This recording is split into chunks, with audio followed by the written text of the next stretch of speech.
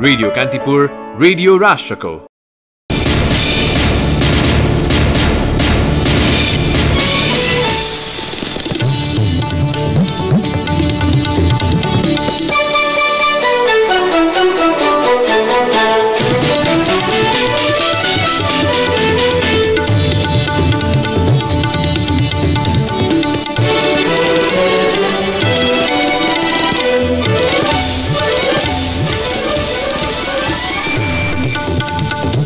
कोरोनाको संक्रमण बढेपछि भ्रमण वर्ष 2020 को प्रचार स्थगित। कोरोना भाइरसको सन्तास फैलिएसँगै नेपाल सरकारले घोषणा गरेको पर्यटन वर्ष 2020 प्रभावित हुने पक्का।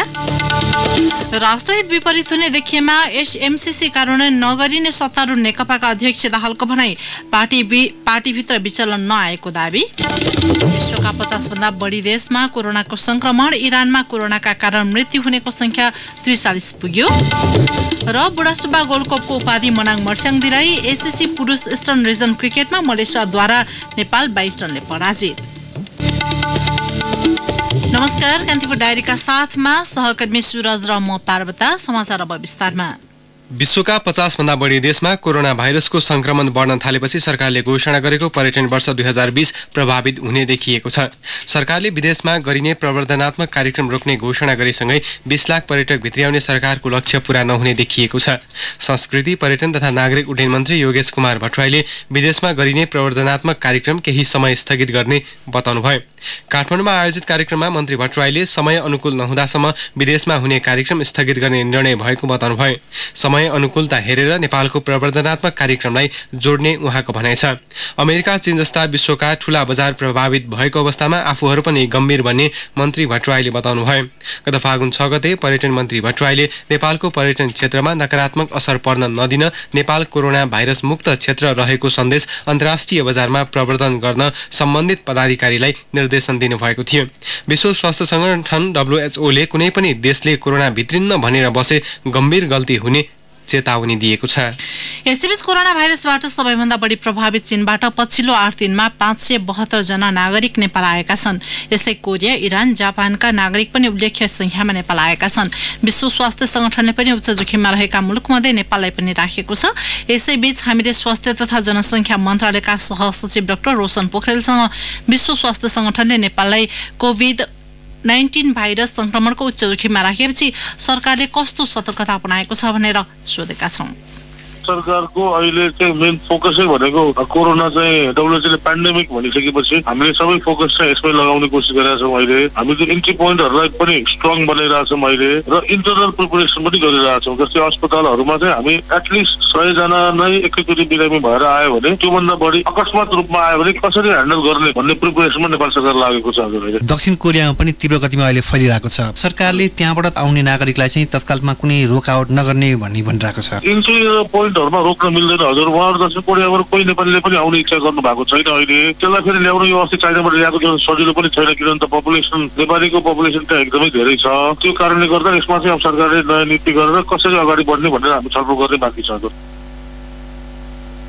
कोरोना भाइरसको संक्रमण फैलिएको चीनको हुबै प्रान्तबाट ल्याइएका नेपालीलाई क्वारेन्टाइनमा राखिएको आज 14 दिन पूरा भएको छ।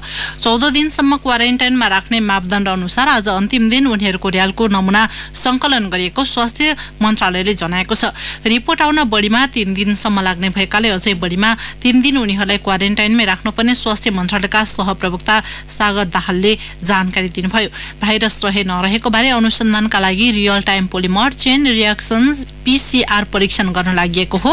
चीनबाट गत फागुन 4 गते काठमाडौँ ल्याइएका नेपालीको सोही दिन र्यालको नमुना संकलन गरी परीक्षण गरिएको थियो।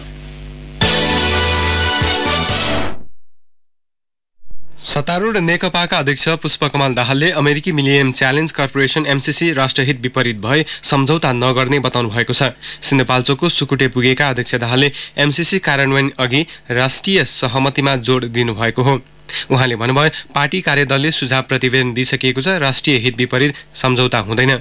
नेपाल अमेरिकासँग साझेदार मित्रता कायम राखेर आवश्यक सहयोग लिन तयार रहे पनि MCC को विषयमा कार्यदलको सुझाव लिएर मात्रै अगाडि बढ्ने दाहालको भनाइ छ। अध्यक्ष दाहालले बाहिर आए जस्तो पार्टीमा विवाद र विचलन नभएको बताउनुभयो। उपाध्यक्ष वामदेव गौतमलाई राष्ट्रिय सभामा लैजाने उद्देश्यले संविधान संशोधन गर्न नलागिएको दाहालले स्पष्टोक्ति स्पष्ट पार्नु भएको छ। राष्ट्रिय सभामा रिक्त हुने पदमा पार्टी सचिवालयको निर्णय अनुसार नै अघि बढ्ने उहाँको भनाइ छ।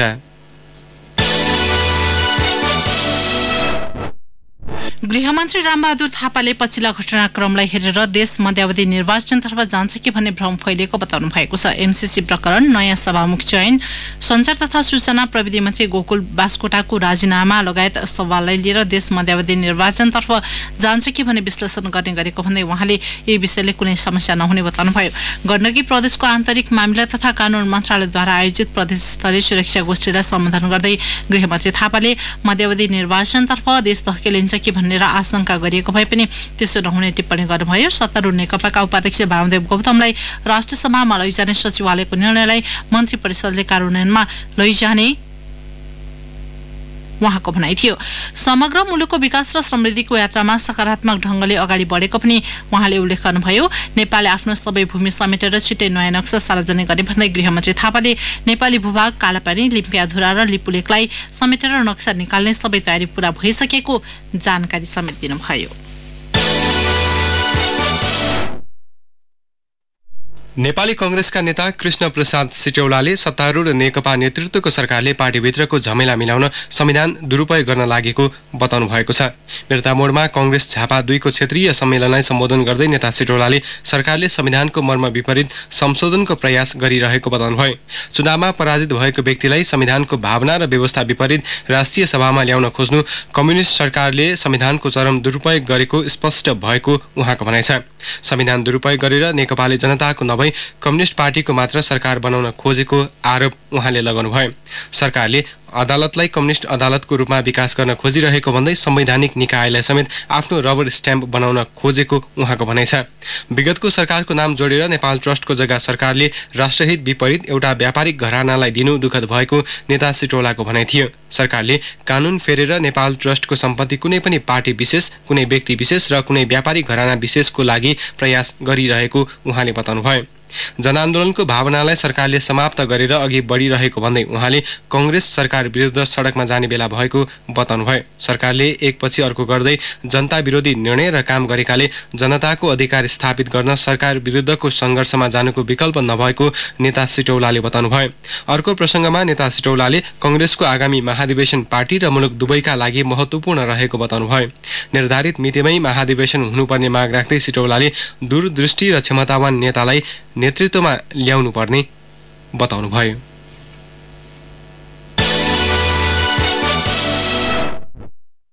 विश्व बैंकको लगानीमा 5 थरमा निर्माण शुरू भएको 37.6 मेगावाट क्षमताको कावेली ए जलविद्युत आयोजना 1 वर्षदेखि अलपत्र छ। निर्माण भएका संरचना बेवारिसे जस्तै देखिन्छन् भने आसपास राखिएका सामग्रीमा खिया लागिसकेको छ।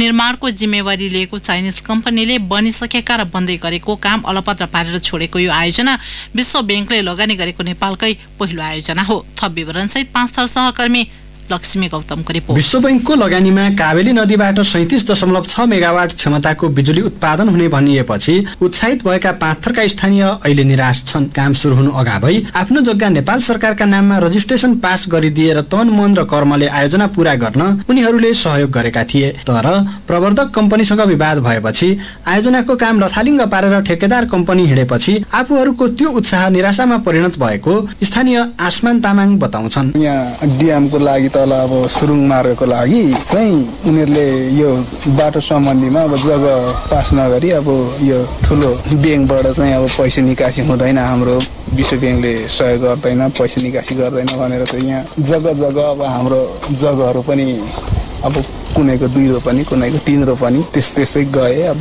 प्रवर्धक कावेली इनर्जीले कामका लागि चीनको सिभिल तथा हाइड्रो मेकानिकल ठेकेदार Zhejiang hydro power construction and installation कम्पनीलाई कामको जिम्मा दिएको थियो। पुरानो कम्पनीसँग विवाद भएपछि प्रवर्धक कम्पनीले नयाँ निर्माण कम्पनीसँग सम्झौता गरेर काम थाल्ने भने पनि 1 वर्षसम्म सुचारू नहुँदा स्थानीय र सरकारवालाले निराशासँगै आक्रोश व्यक्त गर्न थालेको कावेली ए सरोकार समितिका सदस्य जयप्रकाश पौडेलको भनाइ छ। र अहिले सुन्नमा आएको अब कावेली के नचल्ने भन्ने कुराहरू सुन्नमा आइरहेको छ। हामी चाहिँ स्थानीय जनस्तरबाट चाहिँ कहाँ भन्नुपर्ने हो त्यो हामी डेलिगेसन जान्छौँ, त्यो कुरा गर्ने कुराहरू चलिरहेको छ। यो आयोजना 1100 मिटर सुरुङ निर्माणपछि बन्द भएको हो। टङ्की स्थलतर्फ 900 र पावर हाउसतर्फ 200 मिटर सुरुङ निर्माण गरिएको छ। ठेक्का रद्द भएपछि यहाँका ट्रिपर लगायत उपकरण मध्य तमोर जलविद्युत आयोजनामा लगिएको छ। कम्पनीले गत वर्षको पुस दोस्रो सातादेखि पुरै काम ठप्प बनाएको हो। यो आयोजनाको म्याद 2077 साल पुससम्म हो। सम्झौता अवधि सकिन अब 10 महिना मात्र बाँकी छ। प्रवर्धक कम्पनीले पनि आयोजना बन्द हुनुको कारण समेत नखुलाएको स्थानीय आयोजना प्रभावित क्षेत्र हिलिहाङ 1 का वडा अध्यक्ष गोपी भण्डारीको गुनासो छ। अब यो काबिनी यतिसम्म बनिसक्नु पर्थ्यो, बनाइसक्छु भन्ने एग्रिमेन्टै 1 वर्ष छ भने अब काम त तपाईको यसले टनेल त भर्खर सुरु मात्रै गरेको अवस्था छ। त्यसले गर्दाखेरि अब यो पहिलो गल्ती चाहिँ काबिनी 1 हो। यसले चाहिँ समयमा काम गर्न सकेन, सही किसिमको ठेकदार कम्पनी ल्याउन सकेन। बुटवल पावर कम्पनीको सहायक काबेली इनर्जीले अघि बढाएको यो आयोजनामा विश्व बैंक सहित अन्तर्राष्ट्रिय वित्तीय निगम IFC र सिङ्गापुरको इन्फ्राको एसियाको पनि लगानी छ। आयोजनाको लागत 10 करोड 20,80,000 डलर अनुमान गरिएको थियो। रेडियो कान्तिपुरका लागि लक्ष्मी गौतम, काबेली ए निर्माण स्थल, हिलिहाङ 5 थर। कान्तिपुर डायरीमा अब ब्रेकको पालो। अब बाँकी प्रसङ्ग। सरकारले प्राविधिक शिक्षाको पहुँचलाई 604 वटा स्थानीय तहमा विस्तार गरिसकेको छ। प्राविधिक शिक्षा प्रदान गर्ने संस्था प्राविधिक शिक्षा तथा व्यावसायिक तालिम परिषद CTVTले हाल वार्षिक 74,000 बढी जनशक्ति उत्पादन गर्ने क्षमता राख्छ। त्यसो त शिक्षा मन्त्रालय अन्तर्गतको अर्को निकाय शिक्षा तथा मानव स्रोत विकास केन्द्रले पनि कक्षा 9 देखि प्राविधिक धारको शिक्षा सञ्चालन गर्दै आएको छ। समृद्धिको आधार मानिने प्राविधिक शिक्षालाई 70% बनाइने सरकारी रणनीति छ। तर सोचाइ र गराइमा भिन्नता आएसँगै सरकारी योजनामा थुप्रै चुनौती छन्। हामीले उत्पादन गरेको जनशक्ति रोजगारीको बजारमा कहाँनेर छ, स्वरोजगारीमा कहाँनेर छन्, कस्तो रहेछ भन्ने एकताली समीक्षा गरौँ। वास्तवमा हामीले शिक्षालाई हामीले श्रमलाई सिपलाई उत्पादन र चाहिँ समृद्धिसँग जोड्ने हाम्रो जुन सोच हो त्यसको त्यो घोषणा अगाडि नै त्यही उद्देश्यमा आधारित भएर यो संस्था निर्माण भएको मेरो बुझाइमा। त्यसैले अहिले हामीलाई चाहिएको जनशक्ति कस्तो हो भन्ने कुरामा आधारित हुन्छ। CTVTको 32औं वार्षिक उत्सवका अवसरमा शिक्षा विज्ञान तथा प्रविधि मन्त्री गिरिराज मणि पोखरेलले भने जस्तै प्राविधिक शिक्षा लिएका सबै जनशक्ति रोजगारमा लाग्न सकेका छैनन्। यसको प्रमुख कारण बजारको माग अनुसारको जनशक्ति उत्पादन नहुनु नै हो। प्रविधिको विकाससँगै अध्यावधिक हुन नसकेका पाठ्यक्रम, जनशक्ति प्रक्षेपण लगायतका विषयमा सरकारी ध्यान जान नसकी संस्थागत विकासमा मात्र ध्यान दिएकाले सो समस्या आएको प्राविधिक शिक्षाका विज्ञ गोविन्द गजुरेल बताउँछन्। हामीलाई असाध्यै धेरै सिपका मान्छेहरू चाहिएका छन्, तर सबै सिपका मान्छेहरू थोरै संख्यामा चाहिएको छ। एउटा इन्स्टिट्युट खडा गरेर एउटा सिपका मान्छेहरू 50 लाख त चाहिएको छैन, 50,000 पनि चाहिएको छैन। अहिले त वास्तवमा हामीले धेरै काम गरेको जस्तो देख्दछौँ, तर यसले चाहिँ नि एउटा निश्चित गति लिएर र निश्चित मार्ग दिशातर्फ गइराखेको देखिँदैन। वर्षेनी करिब 5 लाख श्रम बजारमा काम गर्ने जनशक्ति उत्पादन हुने गरेको सरकारी तथ्याङ्क छ। ती सबै युवा रोजगारमा लाग्नका लागि आवश्यक सिप नहुँदा कोही अध्यक्ष कामदारकै रूपमा विदेशिन्छन्, कोही नेपालमै विभिन्न बहानामा अल्झेका छन्। 40% युवा मध्ये करिब 11% त बेरोजगार छन्। रोजगारमा लागेका युवा मध्ये पनि आवश्यक सिप अभाव हुनु अर्को चुनौती छ। विडम्बना त करिब 6 लाख विदेशीहरू नेपाली श्रम बजारमा कार्यरत छन्। उद्योगमा आवश्यक जनशक्ति स्वदेशमा उत्पादन हुन नसकेर विदेशी कामदार लिनुपर्ने बाध्यता रहेको उद्योग वाणिज्य महासंघ रोजगारदाता परिषदका उपाध्यक्ष भरत आचार्य बताउँछन्। सिम्पल एउटा म उदाहरण दिन्छु। हामी कहाँ इन्डस्ट्रियल सेक्टरमा अहिले इलेक्ट्रोनिकल्ली कन्फिगर हुने प्रोडक्सन प्रोसेस आइसक्यो। अब हामी अहिले मेकानिकल इन्जिनियरिङै पढाइरहन्छौँ भने त त्यहाँ त हाम्रो रिक्वायरमेन्ट र डिमान्ड ट्रेन्ड, मार्केट ट्रेन्ड र डिमान्डसँग त मिलेन। त्यो वे अफ वर्किङ जसरी चेन्ज भइरहेछ, वे अफ स्किलिङ पनि त्यसरी चेन्ज हुनुपर्छ र त्यो एडप्टेसनलाई एक्सेप्टेन्स गर्नुपर्छ। त्यो एडप्टेसनको मस्ट इन्फर्मेसनको रिसिपेन्ट, पहिलो इन्फर्मेसन दिने रिसिपेन्ट को भन्दाखेरि निजी क्षेत्रको डिटेल सर्वे जरुरी छ कि अहिलेको रियल बेसको रिक्वायरमेन्ट के हो र हामीले कस्तो किसिमको ट्रेनिङ ह्युमन रिसोर्स रिक्वायरमेन्ट छ ताकि त्यो यहाँ चाहिँ कन्जम्सन गर्न सक्छौँ भन्ने कुरो। सरकारले प्राविधिक शिक्षालाई महत्त्व दिए पनि बजेट मार्फत भने त्यसलाई सम्बोधन गरिएको देखिँदैन। शिक्षा क्षेत्रमा छुट्याइने बजेट मध्ये पनि 4% मात्र प्राविधिक शिक्षा क्षेत्रमा छुट्याइनुले यसको गुणस्तरको पाटोमा ध्यान दिन नसकिएको विज्ञ बताउँछन्। अर्को पाटो बजारको माग अनुसारको उत्पादन गर्नतर्फ पनि ध्यान दिनुपर्ने सुझाव सरकारलाई छ। रेडियो कान्तिपुरका लागि रमेश दुलाल। भौतिक पूर्वाधार तथा यातायात व्यवस्था मन्त्री बसन्त कुमार नेमाङले कोटेश्वरको ट्राफिक जाम व्यवस्थापन गर्न अल्पकालीन र दीर्घकालीन समाधानका लागि गृह कार्य भइरहेको बताउनु भएको छ। मन्त्रीको जिम्मेवारी सम्हालेपछिका 100 दिनमा गरेका कामको विवरण सार्वजनिक गर्दै उहाँले अल्पकालीन अवस्थाका लागि 4 लेनको सडक निर्माण कार्य अघि बढिसकेको बताउनुभयो। सडक चौडा बनाउन दक्षिणतर्फ जग्गा प्राप्ति भइसकेको र उत्तरतर्फ अधिग्रहणको प्रक्रिया सुरु भएको उहाँको भनाइ थियो। उपत्यकामा 27 किलोमिटर सडक कालोपत्रे भएको र चालु आर्थिक वर्षको अन्त्यसम्म 85 किलोमिटर सडक कालोपत्रे गर्ने मन्त्रालयको लक्ष्य छ। मन्त्रालयले उपत्यकाका 17वटा चोकहरूमा ट्राफिक बत्ती जडान गरी सञ्चालनमा ल्याएको छ।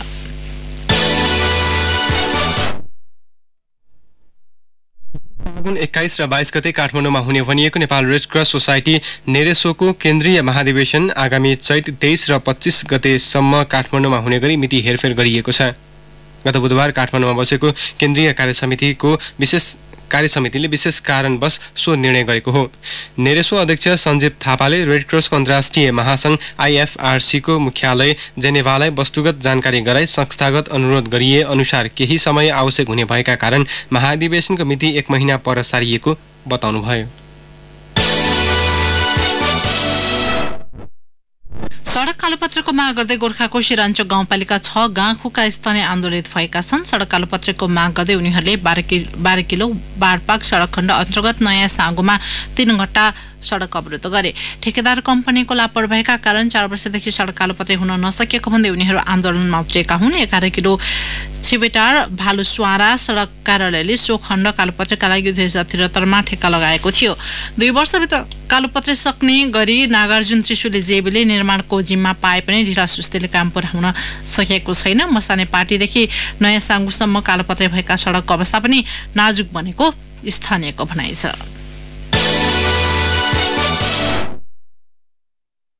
कान्तिपुर डायरीमा अब चितवन डायरीको पालो। चितवन डायरीबाट रमेश कुमार पौडेलको नमस्कार। पूर्वी चितवनको खैरेनी नगरपालिका 10 स्थित खरखोटे गाउँमा पछिल्लो समय आलु खेती निकै फस्टाएको छ। खरखोटेका सीताराम अर्यालले यो वर्ष आलु बेचेर 17 लाख रुपियाँ आम्दानी गरे। गाउँमा आलु खेती गर्ने 46 घर परिवार छन्। 100 बिघा हाराहारीमा आलु खेती हुने गरेको छ। खरखोटेलाई तत्कालीन कृषि विकास कार्यालयले चितवनको आलु पकेट क्षेत्र घोषणा गरेको थियो। गाउँबाट यो वर्ष 4 करोड रुपियाँ बराबरको आलु बिक्री भएको कृषक समूहका अध्यक्ष सीताराम अर्यालले जानकारी दिए।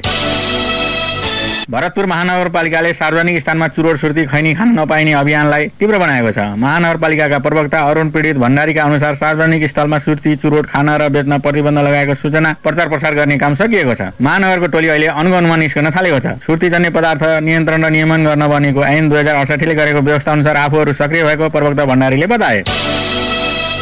निकुञ्ज ऐन परिवर्तन गरेर माडीका बासिन्दालाई परेको अप्ठ्याराहरू हटाउन जनप्रतिनिधिहरू नै आन्दोलित भएका छन्, तर यो विषयमा ठोस प्रगति भएको छैन। माडीको वडा नम्बर 1 का वडाध्यक्ष कृष्ण प्रसाद पौडेल अनसनमा बसे। मेयर ठाकुर ढकाल सहितको टोलीले प्रधानमन्त्री केपी ओली, नेकपा अध्यक्ष पुष्पकमल दाहाल र वन मन्त्री शक्ति बस्नेतलाई समेत भेटेको छ, तर कुनै सहमति र प्रतिबद्धता जुटाउन सकेको छैन। ठोस प्रतिबद्धता बिना टोली माडी नफर्कने अडानमा छ। चितवन निकुञ्ज हुँदै माडी जाने हुलाकी सडकमा 24 घण्टा गाडी चल्न पाउनुपर्ने न्यूनतम मागमा पनि सहमति जुट्न सकेको छैन। किसानले उत्पादन गरेको दूध सङ्कलन गरेर बजार पुर्याउने काममा केन्द्रित हुँदै आएका चितवनका दुग्ध सहकारी संस्थाहरू अहिले आफैले दूधसँग सम्बन्धित उपयोगी वस्तु उत्पादनमा पनि लाग्न थालेका छन्। भरतपुर 22 नम्बर वडामा पर्ने पटियानीको गङ्गानगर दूध उत्पादक सहकारी संस्थाले 1 करोड 15 लाख रुपियाँ खर्च गरेर उद्योग स्थापना गरेको छ, जसमा प्याकेट दूधका साथै दही पनिर मक्खन उत्पादन हुनेछ। जिल्ला दूध उत्पादक सहकारी सङ्घ चितवनका सचिव किशोर बगालेका अनुसार जिल्लामा सङ्घमा आबद्ध दुग्ध सहकारीको सङ्ख्या 108 छ। अवस्था चितवन डायरीबाट रमेश कुमार पौडेल बिदा हुन्छु। नमस्कार। चितवन डायरीपछि कान्तिपुर डायरीमा पुनः ब्रेकको पालो। कान्तिपुर डायरीमा अब आर्थिक प्रसङ्ग। लगातार उकालो लागेको धितोपत्र बजारमा यो साता कारोबार रकमले नयाँ इतिहास कायम गरेको छ। यो साता धितोपत्र बजारमा 18.5 अर्ब रुपियाँ बढीको कारोबार भयो। शेयर कारोबार मापक नेप्से परिसूचक 197.60 अङ्कले बढेको छ। साताभर कुल 180 कम्पनीका 4 करोड 49 लाख 44,113 किता शेयर किनबेच भए, जस अन्तर्गत 18 अर्ब 62 करोड 66 लाख रुपियाँ बराबरको कारोबार भएको नेपाल स्टक एक्सचेन्जले जनाएको छ। साताको पहिलो दिन 69.56 अङ्कले बढेको नेप्सेमा कुल 178 कम्पनीका 86 लाख 69,522 किता शेयर किनबेच भए, जस अन्तर्गत 3 अर्ब 60 करोड रुपियाँ बढीको कारोबार भयो। सोमबार 1.96 अङ्कले घटेको नेप्सेमा कुल 79 कम्पनीका 83,48,234 किता शेयर किनबेच भयो भने 3 अर्ब 41 करोड रुपैयाँ बढीको कारोबार भयो। कारोबार हुने साताको तेस्रो दिन गत मंगलबार 43.2 अंकले उकालो लागेको नेप्सेमा 180 कम्पनीका 70,59,712 किता शेयर किनबेच भए, जस अन्तर्गत 2 अर्ब 79 करोड रुपैयाँ बढीको कारोबार भयो। बुधबार 50.93 अंकले उकालो लागेको नेप्सेमा 180 कम्पनीका 79,05,989 किता शेयर किनबेच भयो भने 4 अर्ब 15 करोड रुपैयाँ बराबरको कारोबार भएको थियो। साताको अन्तिम दिन बिहिबार 36.5 अंकले बढेको नेप्सेमा 180 कम्पनीका 1 करोड 8,59,656 किता शेयर किनबेच भए, जस अन्तर्गत 4 अर्ब 46 करोड रुपैयाँ भन्दा बढीको कारोबार भएको थियो। अब अन्तर्राष्ट्रिय प्रसंग। कोरोना भाइरसको रूपमा चिनिएको कोभिड-19 विश्वका 50 भन्दा बढी मुलुकमा फैलिएको छ। दक्षिण कोरियामा संक्रमितको संख्या तीव्र गतिमा बढ्दै गएको छ। आज मात्र थप 219 जना नयाँ संक्रमित फेला परेको समाचार संस्था रोइटर्सले जनाएको छ। हिजो 594 जना नयाँ संक्रमित भएको पुष्टि भएको थियो। दक्षिण कोरियामा कोभिड-19 संक्रमितको संख्या 3150 पुगेको छ। सोही संक्रमणका कारण 17 जनाको मृत्यु भइसकेको छ। यस्तै अमेरिकाको पश्चिमी तटीय क्षेत्रमा पनि सो संक्रमण तीव्र गतिमा फैलिएको पुष्टि भएको छ। आज मात्र 3 जना संक्रमण फेला परेको बीबीसीले उल्लेख गरेको छ। यसअघि 59 जनामा कोरोना भाइरसको संक्रमण पुष्टि भइसकेको छ।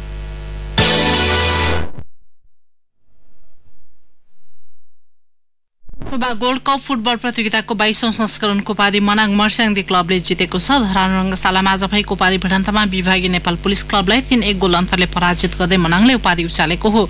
उपाधि विजेता मनाङले 10 लाख रुपैयाँ हात पार्दा पुलिसले 5 लाखमा चित्त बुझाएको छ।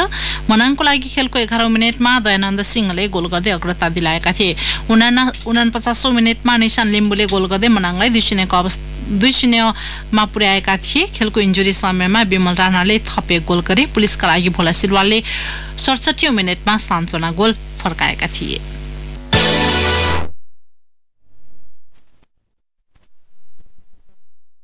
थाइल्यान्डको बैंककमा भएको खेलमा मलेसियाले नेपाललाई 22 रनले हराएको छ। बैंककको तेर्ड थाई क्रिकेट मैदानमा मलेसियाले दिएको 155 रनको लक्ष्यपछि आएको नेपालले निर्धारित 19.5 ओभरमा सबै विकेट गुमाउँदै 132 रन मात्र जोड्न सक्यो। नेपालको लागि कप्तान ज्ञानेन्द्र मल्ल र दिपेन्द्र सिंह ऐरीले समान 38 रनको योगदान गरे। यस्तै पवन सराफले 19 रन बनाउँदा अन्य ब्याट्सम्यानले दोहोरो अङ्कको स्कोर छुन सकेनन्।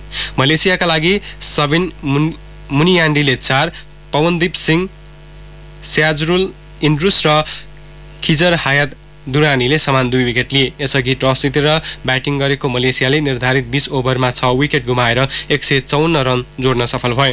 मलेसियाका लागि सईद अजिजले सर्वाधिक 51 रन जोडे। उसले 35 बलमा 4 चौका र 2 छक्का सहित अर्धशतक बनाउन सफल भएका हुन्। नेपालका लागि सन्दीप लामिछानेले 3 विकेट लिए। उनी योसँगै टी20 क्रिकेटमा 100 विकेट लिने पहिलो नेपाली क्रिकेटर बन्न सफल भएका छन्। सन्दीपले 4 ओभरमा 22 रन खर्चेर 3 विकेट लिएका हुन्। यस्तै नेपालका लागि अविनाश बोहराले 2 र करण केसीले 1 विकेट लिएका थिए। इस्टर्न रिजनमा सेप्टेम्बरमा पाकिस्तानमा हुने भनिएको एसिया कपको छनौटको पहिलो खुड्किलो हो। इस्टर्न रिजनमा नेपाल र मलेसिया सहित थाइल्यान्ड, हङकङ, सिङ्गापुरले प्रतिस्पर्धा गर्दैछन्। यसको शीर्ष 2 टोलीले अगस्तमा मलेसियामा हुने एसिया कपमा छनौटमा प्रतिस्पर्धा गर्न पाउनेछन्। इस्टर्नको 2 टोली र वेस्टर्न रिजनका शीर्ष 2 टोली यूएई र कुवेतले पनि एसिया कप छनौटमा प्रतिस्पर्धा गर्नेछन्। यसको विजेताले भारत, पाकिस्तान, श्रीलङ्का र बङ्गलादेश तथा अफगानिस्तानसँग खेल्नेछ। हवस् त यिनै प्रसङ्गसँगै कान्तिपुर डायरीको यो बुलेटिन यहीँ सकिन्छ। सुरज र म पार्वतालाई बिदा दिनुहोस्। नमस्कार। सूचना र मनोरञ्जनको सम्वाहक रेडियो राष्ट्रको रेडियो कान्तिपुर।